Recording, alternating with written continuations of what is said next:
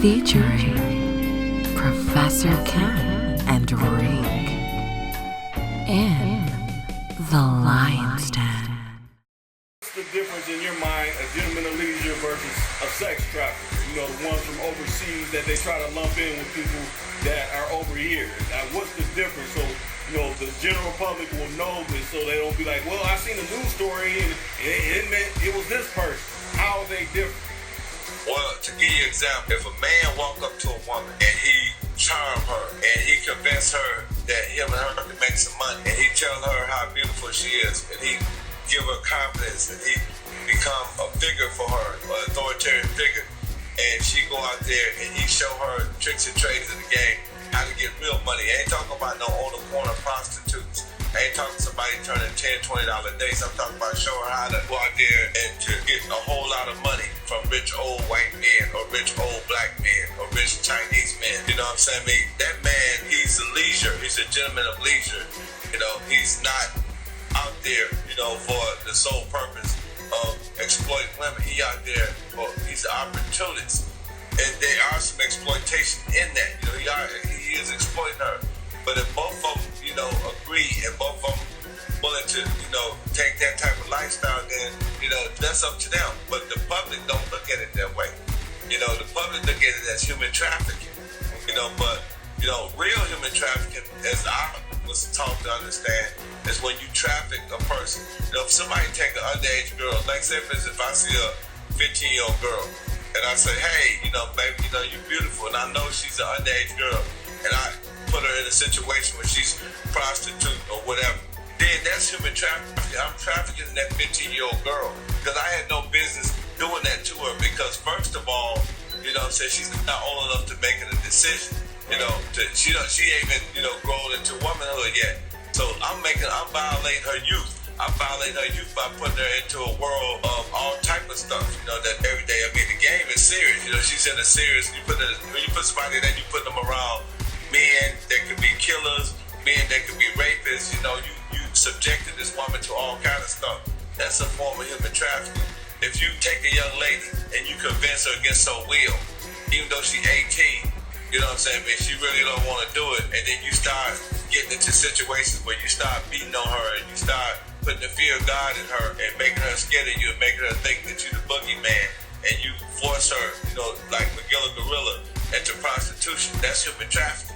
You know, if you go and you take a woman, you know, in a whole nother state, if she's in the Philippines, or she's in Japan, or she's in Mexico, or either South Central America or something like that, and you bring her over here under the promise that she's gonna get a good job and that she's gonna be working, you know, and she don't know she's gonna be prostituting, then all of a sudden you get her, you put her in a room and you tell her to sleep with these men. That's human trafficking. Right. Or if you take people over here against their will, and it ain't got to be sex trafficking. It could just be, you know, you get them over here and you make them work at a field or you make them work at a factory and don't pay them adequate money. That's human trafficking. Or if you get a female and she's young, underage, and you take her to a strip club and you make her dance and you keep all her money and she don't receive no money, that's human trafficking. But if you got a woman, say for instance, she studied to be a nurse, or she studied to be a doctor, or she's taking you know, some type of course in college, and she decided that she's doing this for extracurricular activities and make some money, and she start, you know, dancing, or she start, you know, escorting on the side or whatever, and you know, she see a gentleman, you know what I'm saying, being a gentleman so happen to be abreast or educated in the field that she's educated in, and he decided to show her how to get some more money. Typically, that would be called a gentleman of leisure, but nowadays, that's called human trafficking. So you can't be smooth anymore. You know, it ain't no such thing as being a gentleman, a smooth gentleman, and, you know, living in the big old penthouse, you know, wearing the red bottoms, and, you know, wearing the Tiffany jewelry, and wearing the Cartier, and all that, and going playing golf on the course with the rich white guys, you know, and introducing them to your lady of leisures, you know what I'm saying, and giving them, you know, hookups and, you know, getting $50,000, $60,000 days. Those days is over with. That's called human trafficking times 10, you know, because you smooth, you know, you're a gentleman, you know what I mean?